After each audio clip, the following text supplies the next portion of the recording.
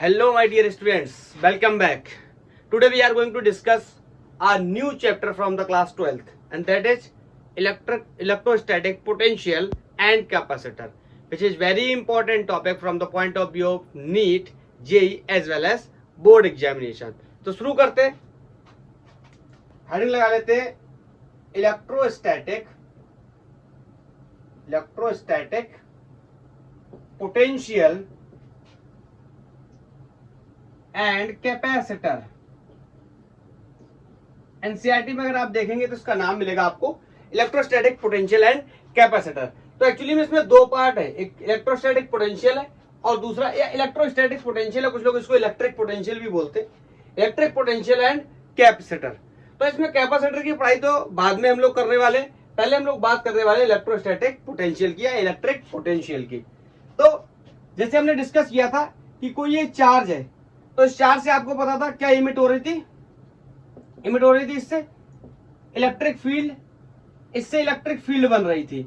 और इसका एक नया पैरामीटर आज हम देखने वाले हैं, that is electric potential. Charge, stationary charge से बेसिकली हम दो चीजों के बारे में पढ़ाई कर सकते हैं, एक इलेक्ट्रिक फील्ड के बारे में पढ़ाई कर सकते हैं और दूसरे इलेक्ट्रिक पोटेंशियल के बारे में पढ़ाई कर सकते हैं। इलेक्ट्रिक फील्ड की पढ़ाई हम कंप्लीट कर चुके हैं, हमने सारे कॉन्सेप्ट्स को कवर कर लिया है। आप चाहे तो पूरी सीरीज देख सकते हैं अगर आपने नहीं देखी है तो। ओके, तो आज का हेडिंग लगाते हैं आज की पढ़ाई के लिए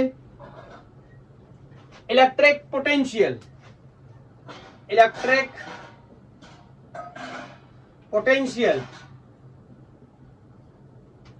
इसको हम बी से रिप्रेजेंट करते हैं, क्लियर है। और क्या होता है इलेक्ट्रिक पोटेंशियल, तो सबसे पहले यह जानना जरूरी है कि कैसे होता है इलेक्ट्रिक पोटेंशियल। मतलब इलेक्ट्रिक पोटेंशियल की कहानी बहुत सिंपल है। किसी भी पॉइंट चार्ज की वजह से, लेट्स से ये पॉइंट चार्ज है कोई, और यहां से ये कोई पी पॉइंट है और ये डिस्टेंस लेट्स से कोई आर है, ठीक है। मेरे को यहां से बोला गया है कि ये कोई बी पॉइंट है और यहां पे एक चार्ज रखा हुआ है, इस चार्ज को इस पॉइंट पी पर ले आइए, या इसको कोई ए पॉइंट बोल दो जैसा ठीक लगे आपको, इस पॉइंट ए पे ले आइए। तो जब मैं इस चार्ज को यहां से यहां लेके आऊंगा, बोलो, और आपको पता है ये चार्ज है, ये भी चार्ज है, तो ये चार्ज एक दूसरे पे क्या करेंगे, फोर्स लगाएंगे। एंड ऑफ कोर्स फोर्स कैसा होगा, रिपल्सिव फोर्स होगा। दोनों चार्जेस कैसे हैं, लाइक चार्जेस हैं, तो दोनों जब एक दूसरे पे फोर्स लगाएंगे, बोलो, तो फोर्स इस तरह लग रहा होगा कुछ। तो इस फोर्स के अगेंस्ट जब मुझे इसको यहां से यहां लाना पड़ेगा, तो मुझे करना पड़ेगा कुछ, क्या, वर्क। सर ये वर्क क्या होता है, क्लास 11 भूल गए क्या होता है, ये भी डिस्कस कर लेंगे। तो वर्क करना पड़ेगा और कोई ना कोई कौन करेगा, एक्सटर्नल एजेंट करेगा। एक्सटर्नल एजेंट मतलब हम हैं या कोई और सिस्टम है जो उठा करके यहां से यहां तक लेके आएगा। तो सिंपली हम बोल सकते हैं कि work done by the external agent, EXT का मतलब external agent, against the electrostatic force, against the electrostatic force. ये चार्ज इस पे फोर्स लगा रहा है, तो आपको पता है जब दो चार्जेस एक दूसरे पे फोर्स लगाते हैं उन्हें इलेक्ट्रोस्टैटिक फोर्स या कूलम्बिक फोर्स के नाम से भी जानते हैं। तो work done by the external agent over the value of test charge, या इनकमिंग चार्ज भी बोलता हूं मैं इसको, over the value of incoming charge या unit positive charge will be equal to the difference between 2 points. बोलो कौन कौन से पॉइंट्स हैं, यहां से जर्नी को लेट्स से मैंने स्टार्ट किया और यहां पे आके मैंने जर्नी को फिनिश किया, तो ये मेरे लिए हो गई इनिशियल पोजीशन, ये मेरे लिए हो गई फाइनल पोजीशन।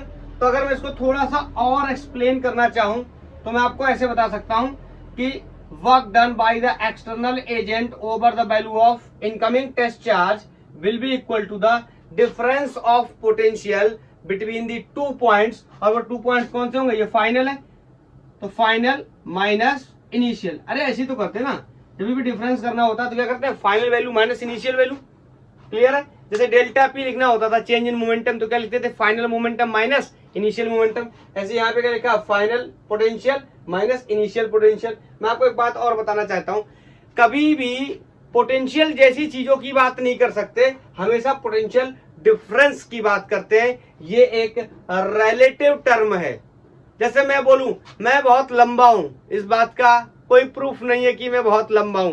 मेरा कंपैरिजन अगर किसी के साथ होगा तब ठीक है। जैसे मैं आपसे पूछूं ये लाइन छोटी है या बड़ी है, तो आपका आंसर सिंपली होना चाहिए कैन नॉट से। हम नहीं बता सकते ये लाइन छोटी है या बड़ी है, क्योंकि इसका रेफरेंस किसी ना किसी के साथ लेना पड़ेगा। अब मैं बोलूं तो आप कहोगे इस लाइन के रिस्पेक्ट में ये बड़ी है और इस लाइन के रिस्पेक्ट में ये क्या है, छोटी है। ऐसे ही पोटेंशियल किसी एक पर्टिकुलर पॉइंट का नहीं होता है, हमेशा एक रेफरेंस लेवल होता है। जैसे इस पॉइंट का पोटेंशियल कितना है इसके रिस्पेक्ट में, तभी हम इसको लिखते हैं क्या है, B A minus B B. तो बोलो अगर मुझे लिखना हो डेफिनेशन किसकी, इलेक्ट्रिक पोटेंशियल की, तो मैं लिख सकता हूं, लिख दूं डेफिनेशन, हेडिंग तो लगा हुआ ही है। तो यहां पे मैं लिख रहा हूं इलेक्ट्रिक पोटेंशियल की डेफिनेशन, इलेक्ट्रिक पोटेंशियल। अब आपने बोलोगे इसको सर इसको डेल्टा वी से रिप्रेजेंट करो, बी से नहीं। ओके मैंने कर लिया डेल्टा वी से।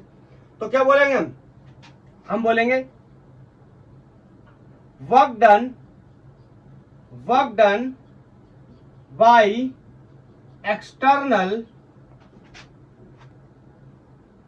external agent to move a unit positive charge from one point to other point। बोलो work done by the external agent to move a unit positive charge from one point to another point। बोलो और आगे इसके साथ लिख दे क्या, point divide by the unit positive charge। Clear है, कोई डाउट तो नहीं है, डेफिनेशन क्लियर हो गया ना।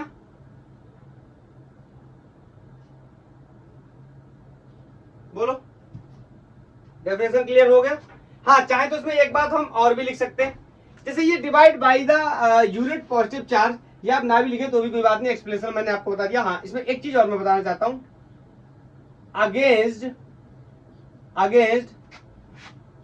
अगेंस्ट इलेक्ट्रोस्टैटिक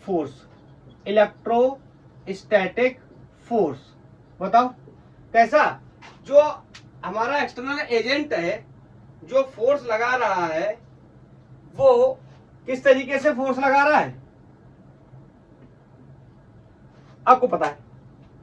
ये चार्ज यहां से यहां अपने आप तो आने वाला है नहीं, इस पॉइंट से इस पॉइंट पे अपने आप आने वाला तो है नहीं, किसी ना किसी को क्या करना पड़ेगा, लाना पड़ेगा। और आपको पता है लाने का मतलब क्या है, फोर्स लगाना पड़ेगा। मैं आपको बताता हूं थोड़ा सा, लाने का मतलब क्या है, फोर्स लगाना पड़ेगा। और जब हम फोर्स लगाएंगे तो ये कुछ डिस्टेंस क्या करेगा, मूव करेगा। बोलो कुछ डिस्टेंस मूव करेगा। तो जब ये कुछ डिस्टेंस या डिस्प्लेसमेंट मूव करेगा और उसका मैं प्रोडक्ट बना दूं किसके साथ, डिस्प्लेसमेंट या डिस्टेंस के साथ, तो यही क्या बन जाएगा, वर्क। आपको इतना तो पता होगा वर्क के बारे में बेसिकली कि वर्क क्या होता है, डॉट प्रोडक्ट होता है किसका, force vector dot displacement vector का। यही मैंने आपको बताया कि अगर किसी चार्ज को एक जगह से उठाकर दूसरी जगह ले जाना पड़े तो मुझे कुछ क्या करना पड़ेगा, फोर्स लगाना पड़ेगा। और ये कुछ ना कुछ डिस्टेंस भी कवर करेगा। तो फोर्स और डिस्टेंस क्या, मैग्नीट्यूड का अगर मैं मल्टीपल प्रोडक्ट ले लूं तो किसके बराबर हो जाएगा, वर्क के बराबर हो जाएगा। That's why I am saying कि when a charge is taken from one point to another point, तो क्या करना पड़ेगा, कुछ ना कुछ वर्क डन करना पड़ेगा। और उसी वर्क डन की वैल्यू को अगर मैं जो ले जाने वाला चार्ज है उस चार्ज की वैल्यू से क्या कर दूं, डिवाइड कर दूं, तो दो पॉइंट के बीच का क्या मिल जाएगा, डिफरेंस। दो पॉइंट के बीच का क्या मिल जाएगा, डिफरेंस ऑफ पोटेंशियल। मैंने बार बार बोला कि ये डिफरेंस होगा हमेशा, ठीक है, डिफरेंस ऑफ पोटेंशियल। तो इसको मैंने लिखा क्या, work done external upon test charge will be equal to B A minus B B. B A और बी बी क्या है, potential at the point A और बी भी क्या है, potential at the point B. बोलो, is that clear? Is that clear? एक बात मैं आपको और बताना चाहता हूं कि अगर मुझसे कहा जाए, लेट्स से अगर मुझसे कहा जाए कि find potential at point A, ऐसा लिखूं तो ज्यादा बेहतर लगेगा, एट पॉइंट ए। आप कहोगे सर अभी तो आपने बताया कि किसी एक पर्टिकुलर पॉइंट का पोटेंशियल नहीं लिख सकते, और आप यहाँ क्वेश्चन में पूछ रहे हो find the potential at the point ए।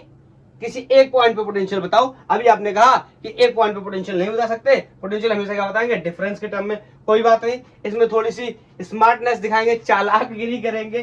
तो इस पॉइंट को, इस बी की जगह इस पॉइंट को मान लेंगे कि ये पॉइंट कहां पे है, इनफाइनाइट पे है।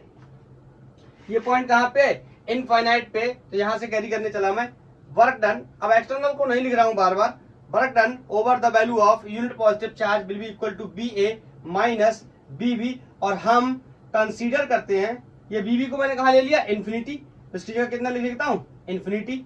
ये हो गया इन्फिनिटी, और इन्फिनिटी का पोटेंशियल कितना कंसीडर करते हैं, 0। Work done upon the value of test charge will be equal to the potential at that particular point. आप बोलोगे सर आपने इन्फिनिटी का पोटेंशियल 0 कैसे ले लिया? मैं बोलता हूं थोड़ी देर के लिए आप इस बात को याद कर लो कि पोटेंशियल इन्फिनिटी का 0 होता है, कैसे होता है। ये बात भी इसी लेक्चर में मैं साबित करूंगा, जब पॉइंट चार्ज की वजह से क्या निकालूंगा, पोटेंशियल निकालूंगा, तो वहां पे ये बात क्या हो जाएगी, क्लियर। तो आप कहोगे सर आप अलग अलग प्रकार की बात कर रहे हो। अभी आपने कहा था किसी एक पॉइंट का पोटेंशियल नहीं बता सकते, अब आपने सर एक पॉइंट का ही पोटेंशियल बता दिया। मेरे भाई ये एक पॉइंट का पोटेंशियल नहीं है, अगर आप ध्यान से देखो तो ये फिर से एक ऐसा पॉइंट का पोटेंशियल मैंने निकाला है, किसके रिस्पेक्ट में, इन्फिनिटी के रिस्पेक्ट में। मतलब एक पॉइंट और दूसरे पॉइंट के बीच में काफी क्या है, बड़ा डिफरेंस है डिस्टेंस के वाइज। तो दूसरे पॉइंट पे मैंने पोटेंशियल कितना मान लिया है, 0। फिर भी ये देखो क्या है, अगर कुछ नहीं लिखा है इसका मतलब बी ए लिखा है ना, बी ए लिखा है तो इसका मतलब क्या है, बी ए अगर लिखा है तो इसका मतलब सिंपली ये है कि this is the potential eight A minus potential at infinity. इसका मतलब क्या है कि इसका कंपेयर किसके साथ कर रहे हैं, इन्फिनिटी के साथ कर रहे हैं। तो एक लाइन में इसको अगर मैं समराइज करने की कोशिश करूं, तो जब मुझे किसी पर्टिकुलर पॉइंट का पोटेंशियल चाहिए होगा, जैसे ये ए पॉइंट है या यहाँ पे कोई बी पॉइंट था, तो जब मुझे किसी पर्टिकुलर पॉइंट का पोटेंशियल चाहिए होगा तो उसका कंपैरिजन मैं किसके साथ कर दूंगा, इन्फिनिटी के साथ, क्योंकि हमें पता है इन्फिनिटी का पोटेंशियल कितना होता है, 0 होता है। क्लियर है ये बात? क्या इसमें किसी को कोई डाउट है? आई थिंक नहीं होना चाहिए। क्लियर है? हटाऊं तो ये हो गया, ये डेफिनेशन हो गया। पहले हमने ड्राइव किया फिर बाद में डेफिनेशन लिख लिया। क्लियर है? हटाऊं। अब वही हमारा पुराना सिलसिला, थोड़ा सा मैं यूनिट और डायमेंशंस के बारे में बात कर लेता हूं। तब इसके यूनिट डायमेंशंस को क्लियर करने के बाद फिर हम लोग थोड़ा इस टॉपिक में आगे बढ़ जाएंगे। ये उस तरीके का इंट्रोडक्टरी लेक्चर मत समझ लेना कि बिल्कुल इंट्रोडक्शन है। इंट्रोडक्शन नहीं है, क्लास 12th की पढ़ाई है। इंट्रोडक्शन होते ही इसमें न्यूमेरिकल प्रॉब्लम शुरू हो जाते हैं। क्लियर है? तो बोलो, यहां पे लिख देता हूं W equal to delta B upon, बोलो इनकमिंग टेस्ट चार्ज या इनकमिंग चार्ज। तो यहां से डेल्टा V की वैल्यू कितनी हो गई, W work done into Q not या क्यू नॉट है, क्यू से परेशान मत होना, ठीक है। अब बात करूं सबसे पहले तो यूनिट की बात कर लेता हूं, बोलो सबको पता है वर्क क्या है, वर्क का यूनिट क्या होता है, जूल। एवरीबॉडी नोज वर्क का यूनिट क्या होता है, जूल। मैंने कुछ गलत तो नहीं लिख दिया? ऑफ कोर्स मैंने गलत लिख दिया, ये एक्सप्रेशन मेरा पूरा गलत ही लिखा हुआ है, इसमें सही कुछ था ही नहीं। दोबारा से लिखता हूं, तो work done upon test charge will be equal to potential difference. बोलो, तो यूनिट की बात करूं, वर्क का यूनिट क्या होता है, जूल, और चार्ज का यूनिट क्या होता है, कूलाम। सबको पता है ये बात अब तो इसका यूनिट हो गया जूल पर कूलाम। ये हो गया ड्राइव्ड यूनिट, ये इसका ड्राइव्ड यूनिट है, इसको हमने ड्राइव करके देखा है। लेकिन इसका एसआई यूनिट साइंटिस्ट टर्म के नाम पे होता है, दैट इज एसआई यूनिट। लिख दूं एक बार, एसआई यूनिट वोल्ट, और इसको हम इस तरीके से रिप्रेजेंट किया करेंगे। नेक्स्ट क्वेश्चन इज 1 वोल्ट की वैल्यू कितनी होगी, या 1 वोल्ट क्या होता है। तो यहां पे एक्सप्लेन कर देता हूं, कि ये यहाँ पे ये कोई चार्ज लेट्स से यहाँ पे ये कोई क्यू चार्ज था और यहाँ से इस पॉइंट पे ये पॉइंट कोई पी था, यहाँ से डिस्टेंस आर थी और यहाँ पी या ए कुछ भी था, ए मान रहे थे तो यही रख लेते। यहाँ पॉइंट कोई बी था, यहाँ से टेस्ट चार्ज को मैं असेंबल कर रहा था, लाइन में लगा रहा था, यहाँ के लेके आ रहा था। बोलो तो मैं क्या कर रहा था, कोई वर्क कर रहा था। तो मुझसे कहा जाए अगर पोटेंशियल 1 वोल्ट चाहिए तो वर्क कितना करूं, 1 जूल करूं। और किस पे करूं, किस पे करूं, 1 कूलाम के चार्ज पे। तो ये डेफिनेशन भी हो गई कि when 1 coulomb charge is moved from one point to another point and the work done on that charge is 1 joule, then the resultant potential will be 1 volt. Clear है? मतलब वोल्ट इक्वल टू क्या होता है, joule पर coulomb. अरे बोलो भाई, clear है? अब इसके बारे में बात कर लेते हैं, इसका डायमेंशन क्या होगा, इसका डायमेंशन क्या होगा, डायमेंशन बोलो। जूल एक प्रकार की क्या एनर्जी, आपको पता है मैंने वैसे बोला ml स्क्वायर टी माइनस 2 याद करने का, एनर्जी का नहीं याद है तो एक बार वर्क से कैलकुलेट कर लेते हैं। वर्क इक्वल टू क्या होता है, फोर्स इनटू डिस्प्लेसमेंट। बोलो फोर्स का ml टी माइनस 2 होता है, नहीं पता तो एक बार और क्लियर कर लेते हैं। वर्क को सॉरी फोर्स को ma लिख लेते हैं इंटू एस, एक्स लिख लेता हूं ज्यादा अच्छा लगेगा, एक्स। बोलो तो w इक्वल टू m मास है, इसका कैपिटल M लिख देंगे। एक्सेलरेशन, एक्सेलरेशन का वैसे तो आपको पता होना चाहिए lt माइनस 2, नहीं पता एक बार और ब्रेक कर लेते हैं। वेलोसिटी पर यूनिट टाइम बोलो इनटू एक्स, तो w इक्वल टू एम। बोलो वेलोसिटी का वैसे आपको पता होना चाहिए lt माइनस 1, अगर नहीं पता एक बार और ब्रेक कर लेते हैं, x अपॉन टी। वेलोसिटी क्या होता है, डिस्प्लेसमेंट अपॉन टाइम। क्लियर है? तो w इक्वल टू ये हो गया m, ये हो गया x, x माने कोई क्या है, पाथ। पाथ के लिए या लंबाई के लिए हम क्या लेते हैं, कैपिटल L। ये भी क्या है, एक पाथ है। बोलो बोलो बोलो बोलो, तो ये हो गया एम एल स्क्वायर। यहां देखो बाय द मिस्टेक यहाँ पे एक टी छूट गया था। एक्सेलरेशन को लिखा वेलोसिटी पर यूनिट टाइम और वेलोसिटी को लिखा डिस्प्लेसमेंट पर यूनिट टाइम, तो कितने टाइम होगा, 2 टाइम।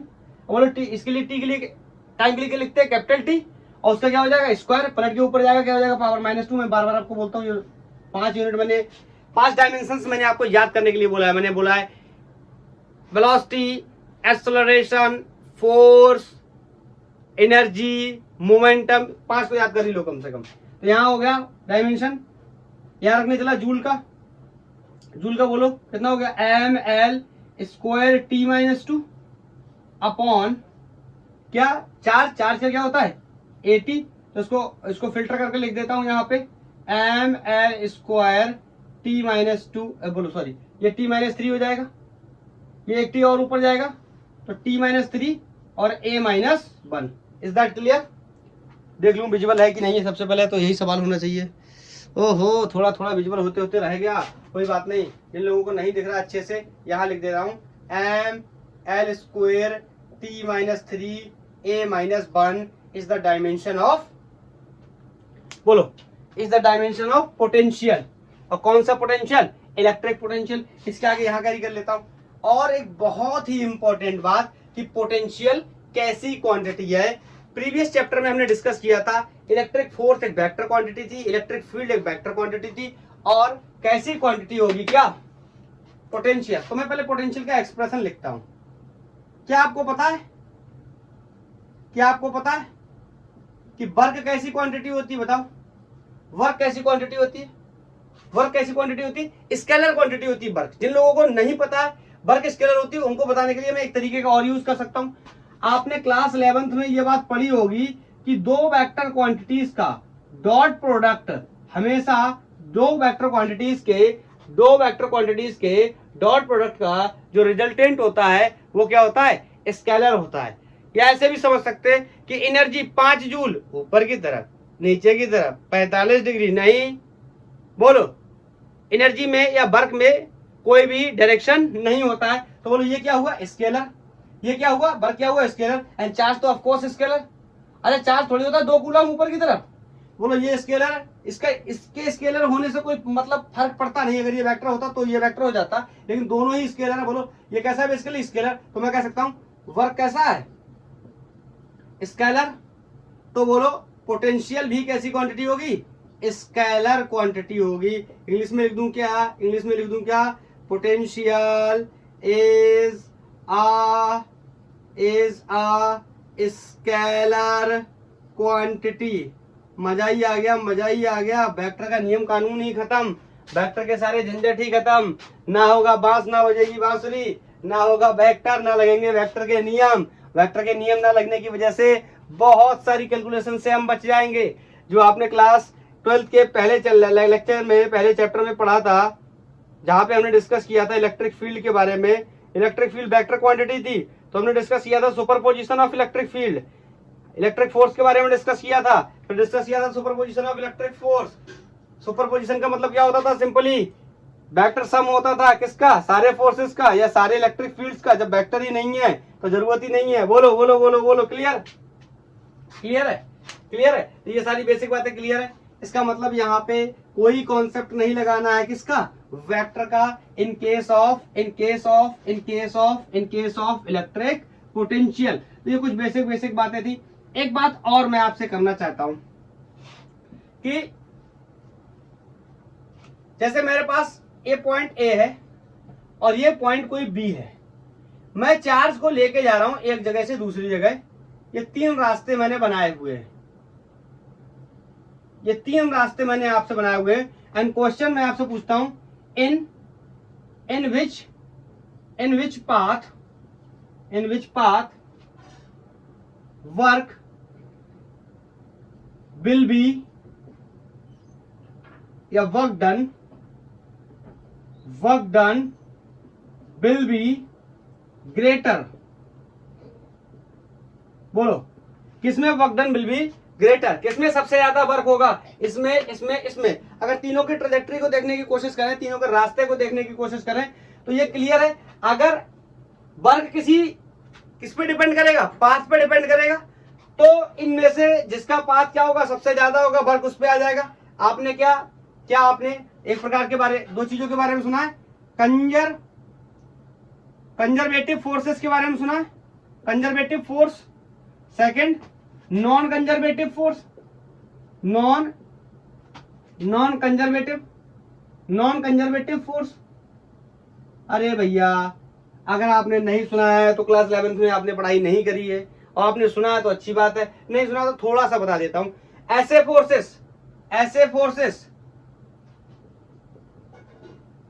ऐसे फोर्सेस जिनका वर्क डन पाथ पे डिपेंड नहीं करता है are called conservative forces. The work done do not depend on the path of particle। अब पार्टिकल लिख दे रहा हूं या चार्ज लिख दो, कोई फर्क नहीं पड़ता। तो ऐसे फोर्सेस क्या कहलाते हैं? Conservative force. इसके बहुत सारे एग्जाम्पल थे। कूलम्बिक फोर्स, या इसी को हम बोल सकते हैं इलेक्ट्रोस्टैटिक फोर्स। बोलो, एक ही बात बताऊंगा। और यहाँ नॉन कंजर्वेटिव फोर्स, ऐसे फोर्स जिनका वर्क डन पाथ पे डिपेंड करता है। बोलो, जिनका वर्क डन पाथ पे डिपेंड करता है। अब ये कौन होते हैं इनके बारे में ज्यादा डिस्कस नहीं करूंगा, मेरा काम इससे चल जा रहा है। मैं यहीं से अपनी बात को बता करके निकल जाऊंगा। बोलो, तो ये चार्ज है, चार्ज पे लगने वाला फोर्स क्या होता है? कूलम्बिक फोर्स या फिर इलेक्ट्रोस्टैटिक फोर्स। इसका मतलब electrostatic force is a conservative force. और इसके कंजर्वेटिव फोर्स है तो बताओ, अगर ये पाथ 1 मान लूं, इसको 2 मान लूं, इसको 3 मान लूं, तो बताओ किसमें वर्क डन ज्यादा होगा? आप कहोगे सर वेरी सिंपल, तीनों में वर्क डन क्या होगा? सेम होगा, क्योंकि work done by conservative forces do not depend upon the path और ट्रैजेक्टरी। बोलो, तो इसमें तीनों ही केसेस में वर्क डन की वैल्यू क्या होने वाली है? सेम होने वाली है। बोलो, क्लियर? हटाऊं? 1-2 बातें होगी इसके बारे में, क्लियर है? यूनिट हो गया, डायमेंशन हो गया। बोलो,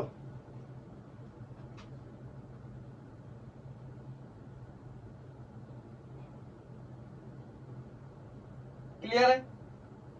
और मैं आपसे कहूं कि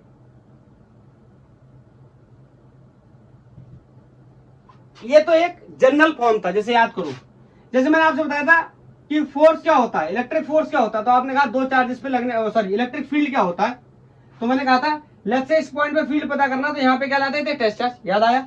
तो क्या देखते थे, इसने इसको ऐसे फोर्स लगाया, तो force experience by the test charge over the value of test charge क्या होता था, इलेक्ट्रिक फील्ड होता था। और फिर इलेक्ट्रिक फील्ड का ये कोई क्या था, जनरल एक्सप्रेशन। उसके बाद मैंने हेडिंग लगाया था electric field due to a point charge, और उसकी वैल्यू निकाली थी, that was KQ/R², like that. बोलो, तो यहाँ पर मैंने एक जनरल रिलेशन ड्राइव कर लिया, किसका, इलेक्ट्रिक पोटेंशियल का, और जनरल रिलेशन ड्राइव कर लिया इलेक्ट्रिक पोटेंशियल का, और वो क्या आया, delta B equal to work done by the external agent over the value of charge, ये क्या हो गया, पोटेंशियल। लेकिन हम पढ़ाई करने जा रहे हैं अब किसके लिए, पॉइंट चार्ज के लिए। क्या सर पॉइंट चार्ज के लिए ही पढ़ेंगे, जी नहीं, पॉइंट चार्ज के लिए भी पढ़ेंगे, और जैसे इलेक्ट्रोस्टैटिक्स में पढ़ के आए हैं कॉन्टिन्यूअस चार्ज सिस्टम, उसकी वजह से भी पढ़ेंगे, लेकिन पहले स्टार्ट करते हैं पॉइंट चार्ज की वजह से।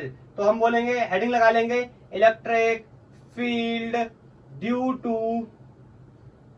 To a point charge. बोलो, तो ज्यादा इंग्लिश वगैरह का इस्तेमाल नहीं करेंगे, मतलब ज्यादा लैंग्वेज नहीं लिखेंगे, मुद्दे की बात पे आते हैं। लेट्स से मेरे पास ये कोई चार्ज है Q, और यहाँ से R डिस्टेंस पे ये कोई पॉइंट है P, और इस जगह पे मुझे बताना है कि कितना पोटेंशियल होगा। तो आपको पता है इस जगह पे बताने के लिए कितना पोटेंशियल होगा, अगर मैं क्या कर लूं, एक पॉइंट प्रीफर कर लूं, कहाँ, इन्फिनिटी पे। आप चाहो तो ए भी कर सकते हो, बाद में इन्फिनिटी कर लेंगे जरूरत पड़ने पे। बोलो, क्लियर है। तो इस जगह पे बता रहा है कितना पोटेंशियल है, तो ध्यान से सुनना। सबसे पहले यहाँ पे क्या करूंगा, एक टेस्ट चार्ज लाऊंगा। बोलो, इस टेस्ट चार्ज को इस जगह से इस जगह लेके जाऊंगा। तो इस जगह ले जाने के लिए, बोलो, इस जगह से इस जगह ले जाने के लिए कुछ वर्क करना पड़ेगा। बोलो, कुछ वर्क करना पड़ेगा, क्योंकि कुछ फोर्स लगाना पड़ेगा, कुछ रास्ता तय करेगा।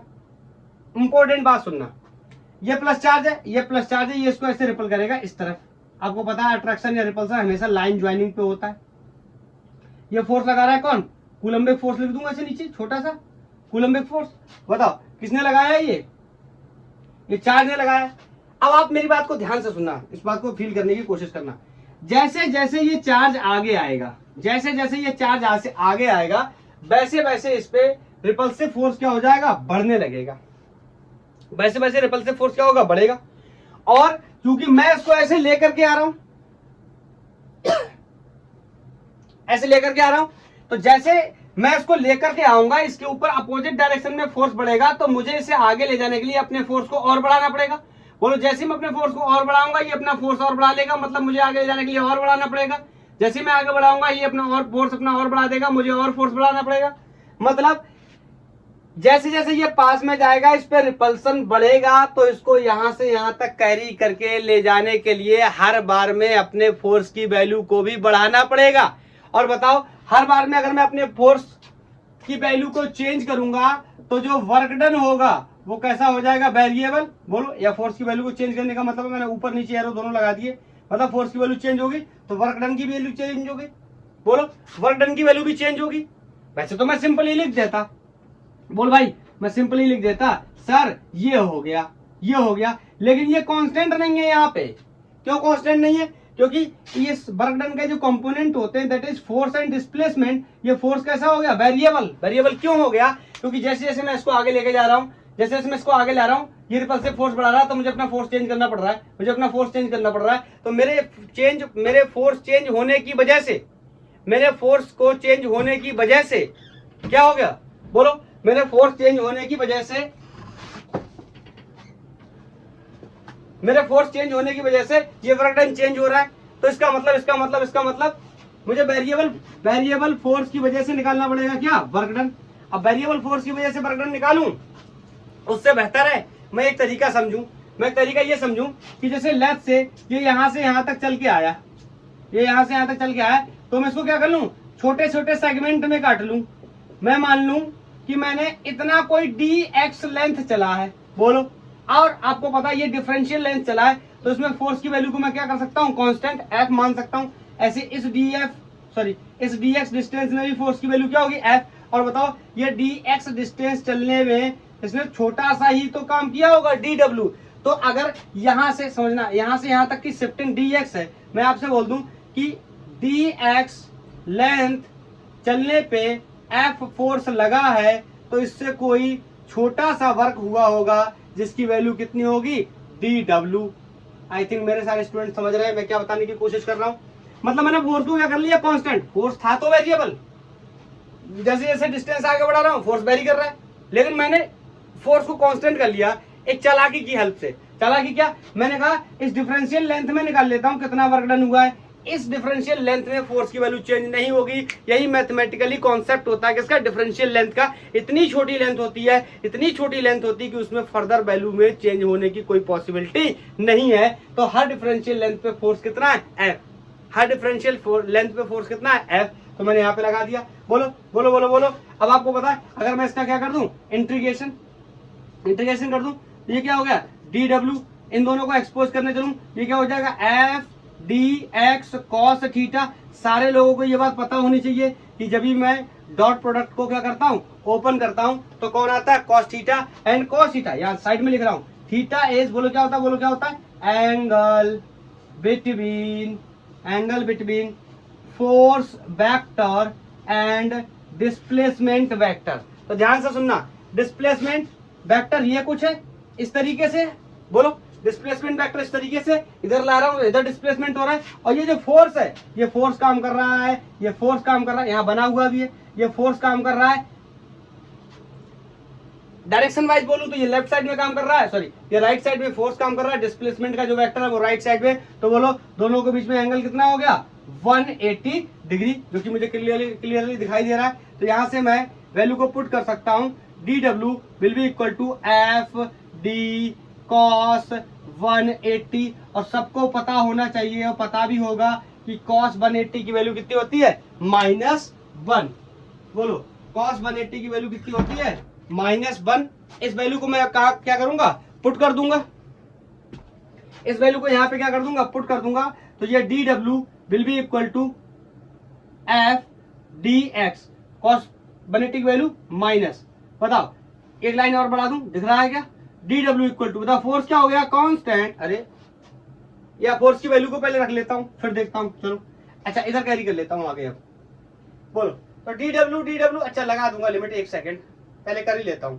बताओ फोर्स, 2 पॉइंट चार्जेस पे लगने वाले फोर्स की वैल्यू बहुत ही आसान है हमारे लिए, हम बिल्कुल इसमें मास्टरी करके आए।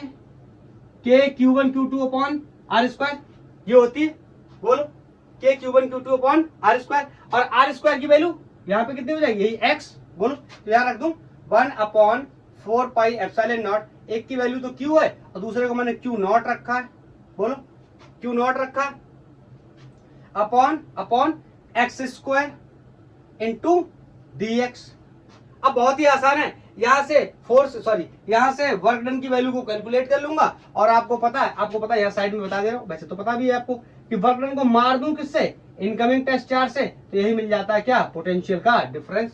बोलो बोलो बोलो बोलो बोलो, क्लियर है, क्लियर है। तो यहाँ पे जो कॉन्स्टेंट्स हैं उनको मैं बाहर कर लेता हूं, let's say 1/4 pi epsilon not, दोनों चार्ज क्या है, कांस्टेंट, चार्ज की वैल्यू तो चेंज होने वाली नहीं। यहाँ पे बचा क्या, 1/x स्क्वायर विथ dx। बोलो इंटीग्रेशन करूंगा किसका, 1/x स्क्वायर का विथ रिस्पेक्ट टू dx। बोलो बोलो बोलो बोलो, लिमिट लगाना शुरू करूं। बोलो अब मैं मान लेता हूं ये पॉइंट मैंने ए से भले ही शुरू किया था, लेकिन इस पॉइंट को क्या मान लेता हूं, इनफाइनाइट मान लेता हूं, नहीं तो वरना ए फंसने लगेगा। क्लियर है, जब मैं मान लेता हूं, जब मैं कहा था इनफाइनाइट पे था, तो उस समय वर्क डन कितना था, 0 था, या कोई भी वर्क डन नहीं था। लेकिन मैं चल के कितना आ गया, आर डिस्टेंस में चल के आ गया, तो इसका जो वर्क डन है वो W हो गया। तो DW will B W and upper limit W minus lower limit 0। बोलो लिमिट कैसे रखते हैं, सबको पता ही है ना, 1/4 पाई एप्सिलॉन नॉट Q0। इसका इंटीग्रेशन कितना हुआ, इसका इंटीग्रेशन हुआ -1/x limit from infinity to r। जिन लोगों को नहीं पता इसका इंटीग्रेशन 1/x स्क्वायर का कितना हुआ, तो उनको एक बार बता देता हूं मैं, यहाँ पे हेडिंग हटा देता हूँ, हेडिंग तो बहुत ही सबने नोट कर लिया होगा। बोलो इंटीग्रेशन, आपको पता है x to the power n का इंटीग्रेशन क्या होता है, मैंने बहुत बार बताया है, पावर में क्या करना है, एक पावर को ऐड करना है, x to the power n का इंटीग्रेशन, एक पावर में ऐड करना है, टोटल पावर को क्या करना है, डिवाइड करना है। तो बताओ ये 1/x² है, तो क्या मैं इसको ऐसे लिख सकता हूँ, x टू दी पावर, ऊपर विजिबल तो है ना, x टू दी पावर -2, ये ऊपर जाके x टू दी पावर -2 हो जाएगा विथ रिस्पेक्ट टू dx। तो बोलो पावर में क्या करूंगा, एक ऐड करूंगा, पावर में एक ऐड करूंगा, पावर में एक ऐड करूंगा और टोटल पावर को डिवाइड करूंगा। बोलो तो यहाँ पावर कितनी हो गई, x to the power -1 upon नीचे कितना बच्चा -1, और आपको पता है x टू दी पावर -1, ये माइनस को तो मैंने आगे लिख लिया, इस वाले माइनस को, x टू दी पावर -1 को क्या लिख सकता हूँ, ये तो माइनस यहाँ का लिख लिया 1/x, x to the power -1 को क्या लिख सकता हूँ 1/x, यही मैंने लिख दिया डायरेक्ट। बोलो अब मैं लिमिट डाल देता हूँ, तो W will be equal to 1/4πε0 q not. बताओ लिमिट कैसे डालते हैं, upper limit minus lower limit. बोलो upper limit minus lower limit, अब डालो 1 मिनट लिमिट।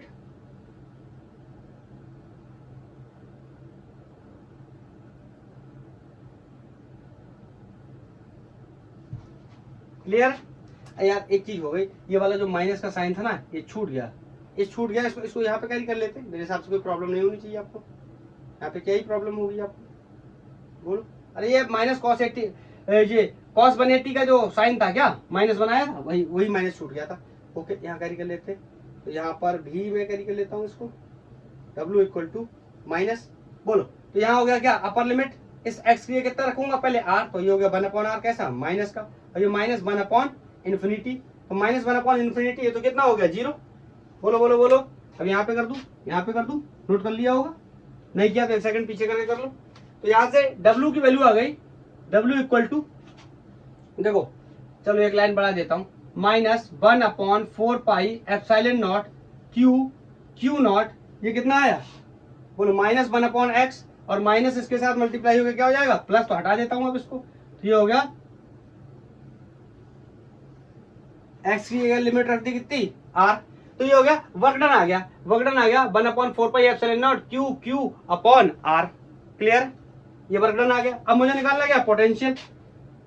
एवरीबॉडी नोज क्या करूंगा, वर्क को मार दूंगा, किससे मार दूंगा, जिस चार्ज को मैं लेके आ रहा हूं, Q नॉट लिया था, तो यहाँ पे डेल्टा V या V इक्वल टू,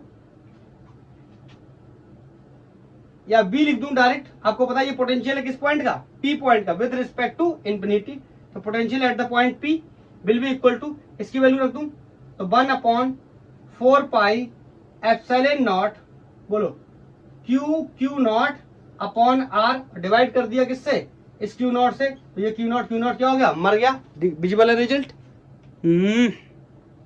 है विजिबल। बस अब फाइनल रिजल्ट मेरा आ गया, और मैं लिख लेता हूं उसको, और मेरा काम खत्म हो जाएगा। This is BP equal to 1/4πε0 Q upon R। ध्यान से देखना इस रिजल्ट को, बाकी हटा दूं, नोट कर लिया, 1 2 3 नोट। बोलो ये आ गया electric field due to electric potential due to a point charge. याद करो electric field due to a point charge क्या आता था, 1/4πε0 Q upon r²। Electric potential क्या आया है, इसकी प्रोपोर्शनलिटी कितनी है, 1/r, इसकी प्रोपोर्शनलिटी कितनी है, 1/r²। तो बोलो दोनों में से किसकी वैल्यू डिस्टेंस के घटने पे या बढ़ने पे ज्यादा रिएक्ट करेगी, ऑफ कोर्स इलेक्ट्रिक फील्ड की। तो यहाँ पे मैं ग्राफ बनाऊं, अगर आपसे बोलूं ये आर ग्राफ है वर्सेस किसके, इलेक्ट्रिक फील्ड या पोटेंशियल, दोनों में से कोई भी हो, तो बताओ। थोड़ा सा गड़बड़ हो गया, ये थोड़ा सा गड़बड़ हो गया, मैं इस तरीके से ग्राफ बना रहा हूं।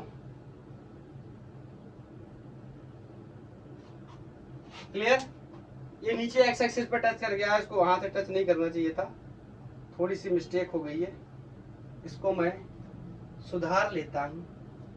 बोलो ये यहाँ पे जाके इस तरीके से टच नहीं करना चाहिए, यही तो बार पहले भी कर गया था ऐसे, ठीक है।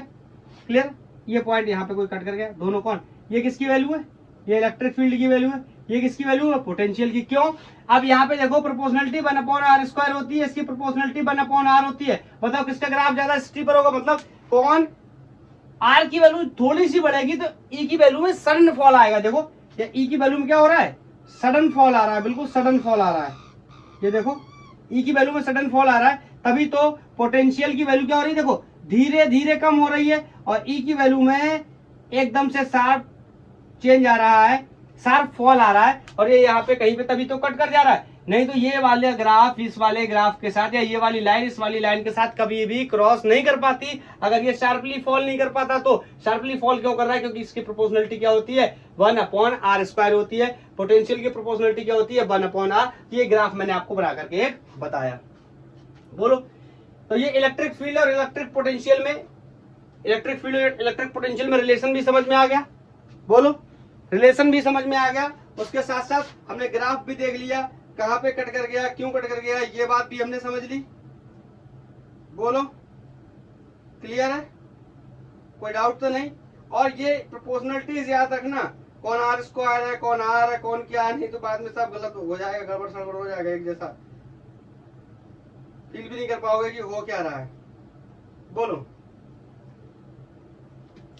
इस तरीके से बेचारा पोटेंशियल खत्म होता हुआ पॉइंट चार्ज की वजह से। इसके कुछ 4-5 सवाल कर लेते हैं, ठीक है?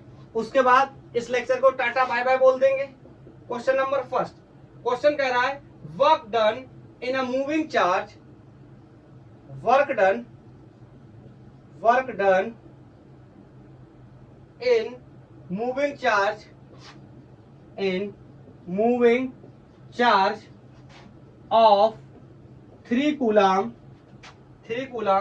from a point A, from a point A, which is at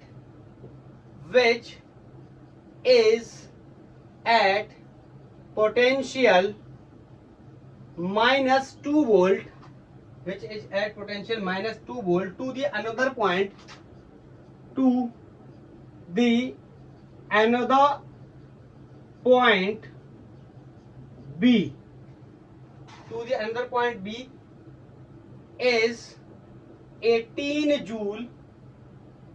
Find BB।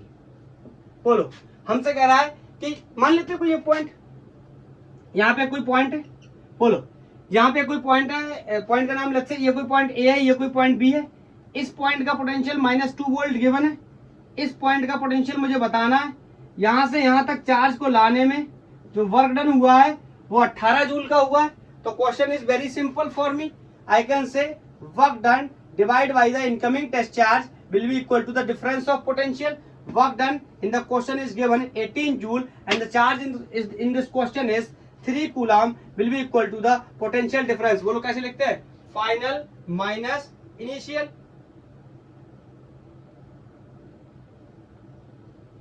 बोलो फाइनल माइनस इनिशियल। तो फाइनल कौन है? बीबी। माइनस इनिशियल कौन है? बी ए। तो ये इससे हमारा कितना हो गया? 6। तो ये 6 will be equal to B B minus, ये ध्यान रखना पोटेंशियल माइनस में दिया है। बोलो तो यहाँ 6 volt will be equal to B B, ये कितना होगा? प्लस का 2, इधर आगे कितना हो जाएगा? माइनस का 2। Answer will be 4 volt. मैं आपको एक बात यहाँ पे और बताना चाहता हूँ, ये मैंने प्लस साइन लगाया ना, इसके पीछे भी एक वजह है। बताओ पोटेंशियल स्केलर क्वांटिटी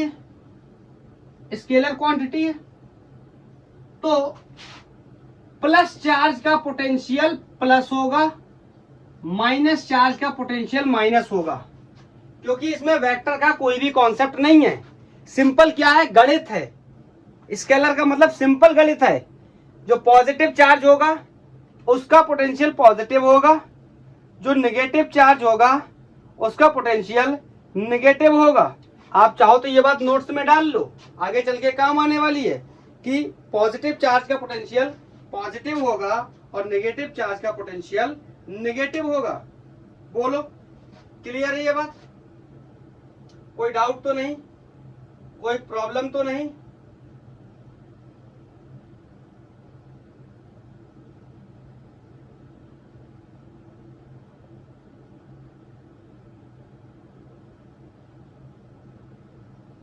नोट कर लिया, नोट कर लिया, हटाऊं, हटाऊं,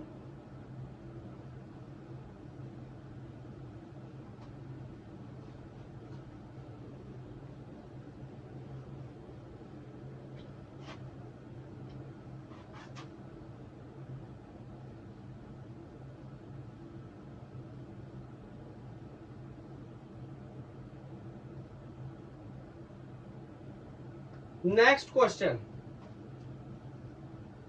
नेक्स्ट क्वेश्चन इज, मैं डायग्राम बना दे रहा हूं, क्वेश्चन लिखने में काफी टाइम लगने वाला है। मेरे से बोल रहा है कि ये इस तरीके से कुछ अरेंजमेंट है, ये ओरिजिन है, यहां कोई चार्ज रखा है ओरिजिन पे कैपिटल क्यू, और इस पे कोऑर्डिनेट्स बने हुए हैं, यहां कोई पॉइंट बी है, यहां कोई पॉइंट ए है, और इस बी पॉइंट के जो कोऑर्डिनेट्स हैं दैट आर 0, बी, और इसके जो कोऑर्डिनेट्स हैं a, 0, और ये इस तरीके से थोड़ा सा मैं बना देता हूं। तो मेरे से बोल रहा है वर्क डन, क्वेश्चन बोल रहा है work done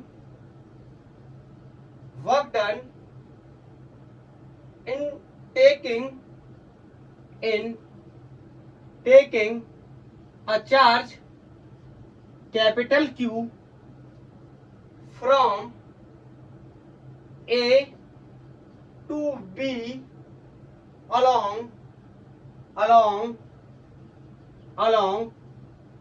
AB line is कितना है। पहली बात तो थोड़ी सी एक गलती है, ये कैपिटल क्यू ना होके स्मॉल क्यू रखना चाहिए, क्योंकि चार्ज कैपिटल क्यू के यहां से यहां मूव करा रहे हैं। ओके, तो इसमें चार ऑप्शन है, small Q capital Q upon 4 pi epsilon naught, bracket के अंदर a minus B upon A B, ये भी थोड़ा सा गलत इस तरीके से ना लिख के मुझे ऐसा लिखना चाहिए, a minus B upon A B, ये पूरा ब्रैकेट के अंदर।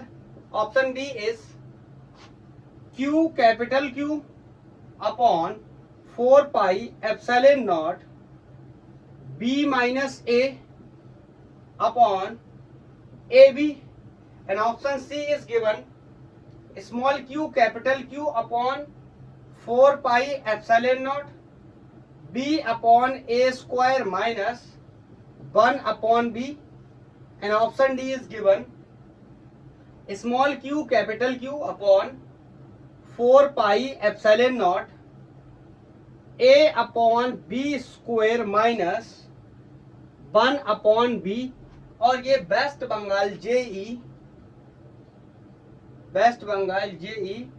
2012 में आया हुआ सवाल है। वेस्ट बंगाल का स्पेशल जेई होता है, अलग से कराते वो लोग मेडिकल का, सॉरी इंजीनियरिंग का एंट्रेंस, तो खैर वो मुद्दा नहीं है, एक ठीक सवाल है। तो इसलिए यहां से यहां तक ले जाने में कितना वर्क डन करना पड़ा होगा, तो बताओ।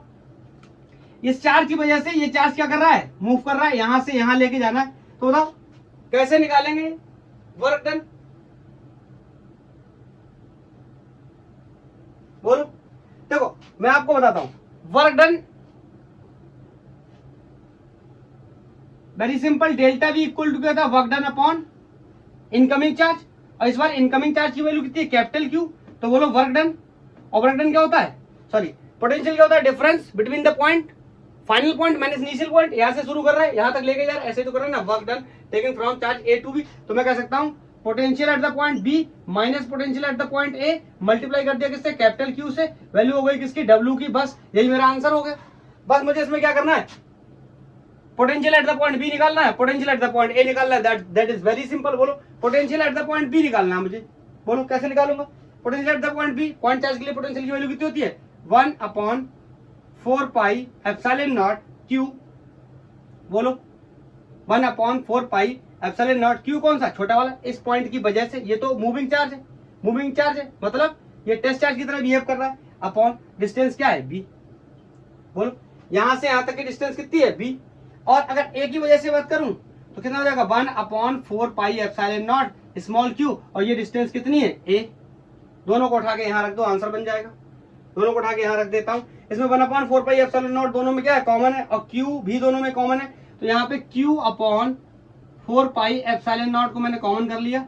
यहाँ बचा 1/b माइनस 1/a, और ये कैपिटल Q इसके साथ था, तो यहाँ मल्टीप्लाई कर देता हूँ, will be equal to the work done. इसको अंदाजने की कोशिश करो कौन से ऑप्शन में दिया गया है। ओके, इस तरीके से नहीं दिया है, एलसीएम लेना पड़ेगा, कोई बात नहीं। अब एलसीएम ले लेता हूँ, इतने का एलसीएम लेके यहीं पे सॉल्व कर लेता हूँ।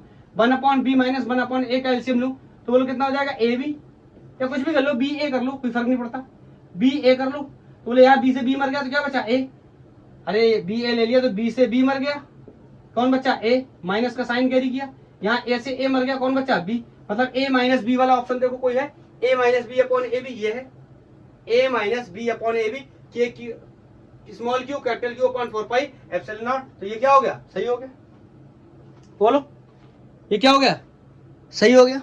क्लियर क्लियर है, क्लियर क्लियर है।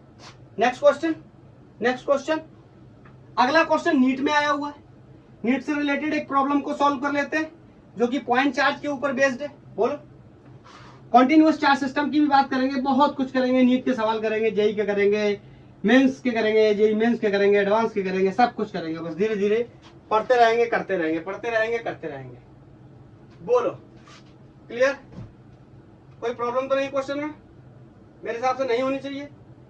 Next question is from NEET 2021, 2021 में एक सवाल पूछा गया और सवाल बोल रहा है 27 drops of same size are charged at charged at 220 volt potential each। सारी बूंदों को 220 वोल्ट पोटेंशियल से चार्ज किया गया है, एंड दे combine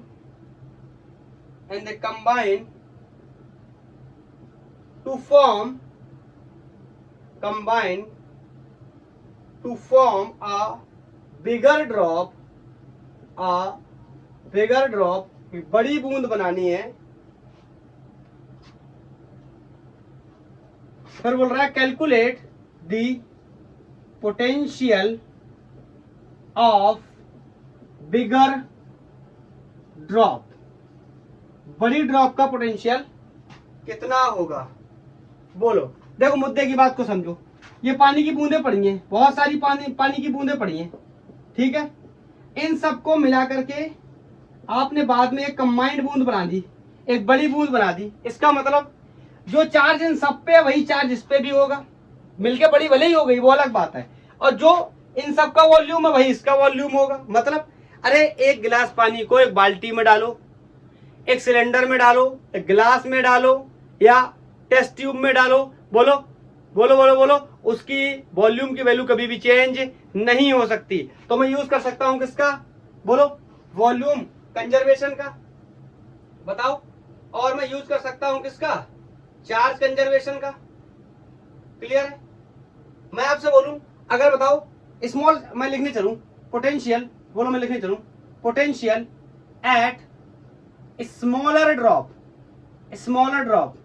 बोलो ड्रॉप क्या है, एक पॉइंट चार्ज की तरह है, तो potential on smaller charge will भी क्या हो जाएगा, के स्मॉलर चार्ज में मान लेता हूं हर एक पे कितना है, स्मॉल क्यू चार्ज है, बोलो बोलो बोलो बोलो, अपॉन आर, आर का मतलब क्या हुआ, आर का मतलब क्या हुआ, रेडियस, इसका क्या हुआ रेडियस, तो ये रेडियस मैंने आर मान लिया, कुछ भी मान लो आप, मानने से क्या फर्क पड़ता है। ये इक्वेशन एक कर ली। बोलो अगर मैं कहूं बिगर चार्ज का पोटेंशियल कितना हुआ था, आपको के, और इन सबको मिला करके कोई चार्ज बन गया होगा, लेफ्ट से मैंने बोल दिया कैपिटल क्यू, बोलो कैपिटल क्यू अपॉन आर। और एक इंफॉर्मेशन आपको यहाँ क्लियर पता भी है कि कैपिटल क्यू 27 स्मॉल क्यू के बराबर होगा।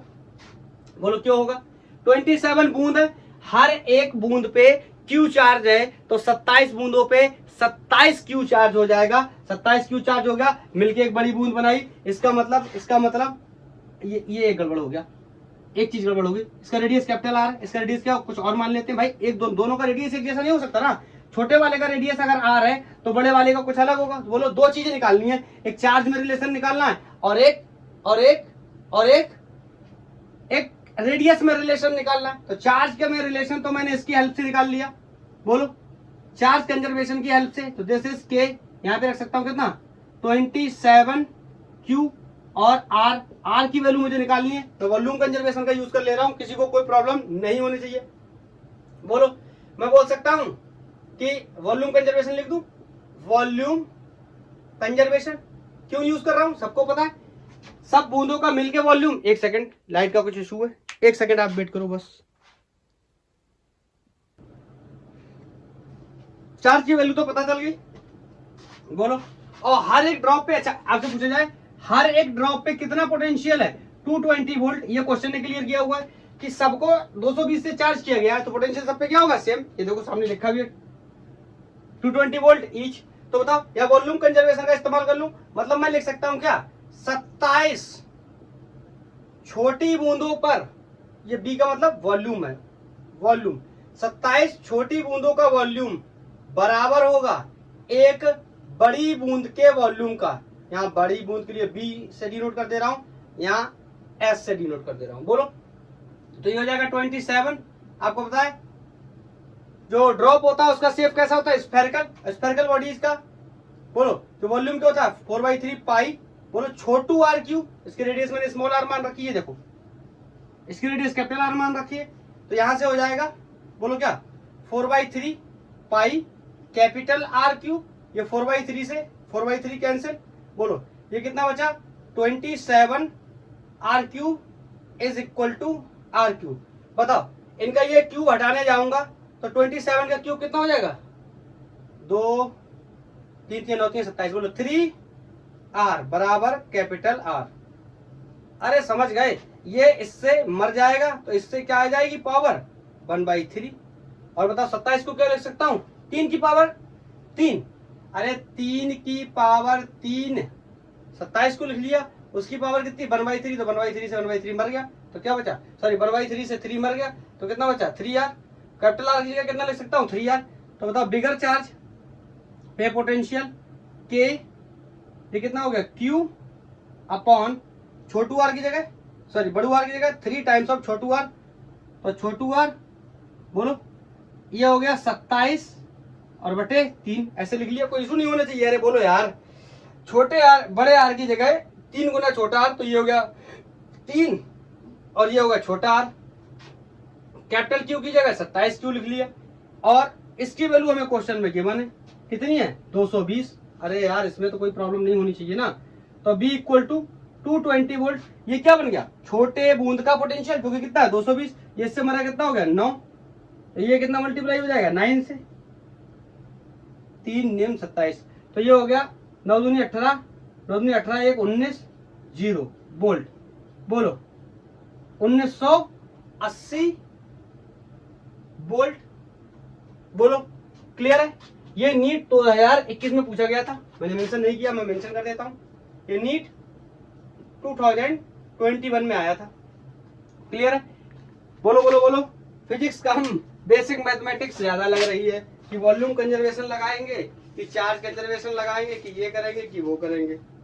बोलो अगर आपको ये सवाल समझ में आ गया है तो मैं एक क्वेश्चन और लिखने जा रहा हूं, और मैं इस क्वेश्चन को वीडियो को पॉज करके लिख देता हूं ताकि टाइम नहीं जाएगा।